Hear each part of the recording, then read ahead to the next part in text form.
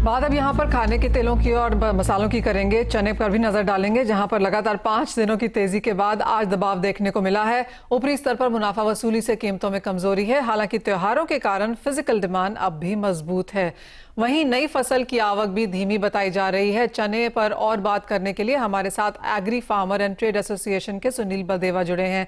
सुनील जी नमस्कार। आज कुछ मुनाफा वसूली है, लेकिन अभी भी 5100 के ऊपर के स्तर यहाँ पर चने ने होल्ड किए हैं। सभी दालों के भाव एमएसपी के कहा से ऊपर हैं। किस तरह की डिमांड अब आप आगे आता हुआ देखते हैं और प्राइस व्यू यहाँ से क्या है?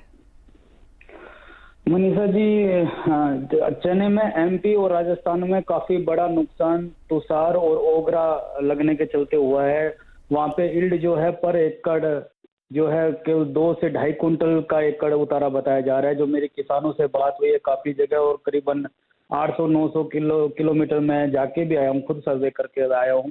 तो इन दोनों बीमारियों के चलते वहाँ पे नुकसान काफी है, उतारा काफी कम है। इसका हमें सीधा रिजल्ट देखने को मिल रहा है कि मंडियों में आवक जो है बिल्कुल नहीं है। जहां 15,000 बोरी आवक होती थी, आज 4 दिन बाद मंडी खुलने के बाद भी 1500-2000 बोरी की आवक हो रही है।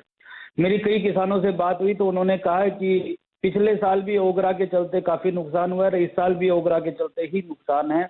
और यदि उतारा की पोजीशन ये रहती है तो मुझे लगता है आवकों का प्रेशर नहीं देखने को मिलेगा। और राजस्थान की जहां तक बात करें तो बिरानी बेल्ट में काफी बड़ा नुकसान है। वहां तो कुछ खेतों में तो पशुओं को डाल दिया है किसानों ने ताकि कटाई नहीं करनी पड़े, कटाई का खर्चा ना करना पड़े।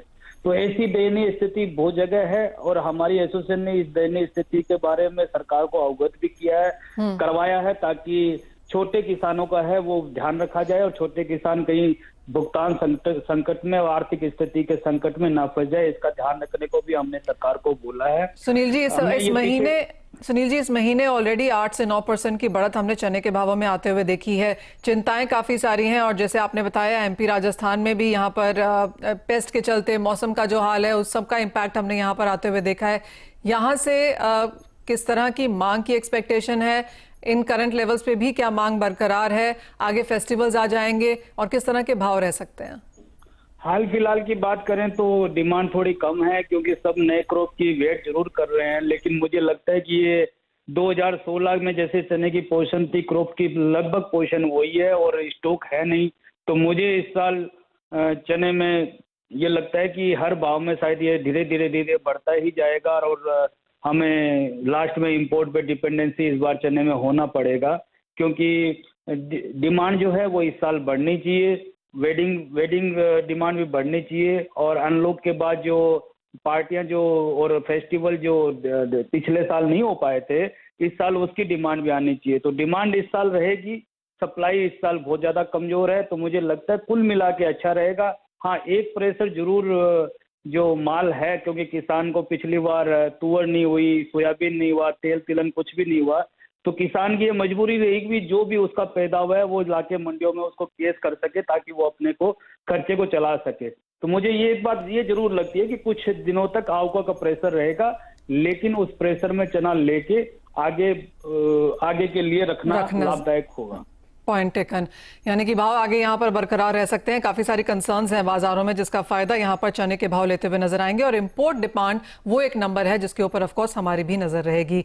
लेकिन आगे बढ़ते हैं और बात कॉटन की करेंगे, जहां पर लगातार 9 महीने से यहाँ पर तेजी का ट्रेंड है। पिछले 5 महीने में 20% की तेजी हमने कॉटन के प्राइसेस में आते हुए देखी है। डीडी कॉटन के अरुण सेक्सरिया अब हमारे साथ जुड़े हैं। अरुण जी नमस्कार। कैसे देखते हैं आप कॉटन के प्राइसेस, क्योंकि लगातार बढ़त है, इन स्तरों पर अब क्या रुझान है? कॉटन के प्राइजेस 21,500 से लेकर 22,500 के बीच में ही चल रहा है लास्ट एक महीने से। ज्यादा ये 22,500 का ब्रैकेट तोड़ नहीं रहा है और इसका भी एक कारण है, क्योंकि एक तो माल बहुत पड़ा है, अनसोल्ड कॉटन काफी माल पड़ा है, सीसीआई के पास पड़ा है, व्यापारियों के पास पड़ा है, जिनरों के पास पड़ा है और सबकी ये धारणा है कि बाजार और ऊपर जाएगा, पर ये हो नहीं रहा है। नंबर 1। नंबर 2, मिलों के पास बहुत कवरेज चल रही है। प्राय करके एवरेज में मिलों के पास 90 दिन का माल पड़ा है और अच्छी मिले तो सितंबर तक कवर्ड है। सो जो बाइंग होनी चाहिए थी वो बाइंग वो रफ्तार में नहीं हो रही है। तो आपको लगता है कि टॉपिश है भाव, यहाँ से बहुत तेजी की उम्मीद फिलहाल नहीं है? मेरे को तो ये लग रहा है, क्योंकि आज भी अपन हिंदुस्तान की जो रुई है वो चीपेस्ट इन द वर्ल्ड है। चीपेस्ट इन द वर्ल्ड होने के बावजूद भी आज इतना ऑफटेक नहीं हो रहा है एक्सपोर्ट मार्केट में भी और डोमेस्टिक मार्केट में, because mainly the reason is quality, और क्वालिटी के कारण ये बाजार में ऑफटेक नहीं हो रहा है। आज भी मिल वाले इंटरनेशनल मार्केट में सब लोग इंडिया से कम 10% ऊंची रुई लेना पसंद कर रहे हैं रादर देन इंडियन कॉटन। तो इसका मेरे को ये भाव मेरे को लग रहा है कि आज 22,500 का जो ब्रैकेट है ये तोड़ नहीं रहा है, तो इसके ये बाजार में मेंटेन रहेगा point taken couple of next couple of months. Arun ji बहुत शुक्रिया साथ जोड़ने के लिए। तो क्लियरली 22,500 के स्तर कॉटन ऊपर में नहीं तोड़ रहा, भाव हमने बहुत तेजी से बढ़ते हुए देखे हैं, करीबन 20% पिछले 5 महीने में, लेकिन अब लगता है कि एक दायरे में यहाँ पर भाव आते हुए रुकेंगे। इसी के साथ मुझे दीजिए इजाजत, आज इस कार्यक्रम में इतना ही समय है, लेकिन आगे देखिए फ्यूचर्स एक्सप्रेस।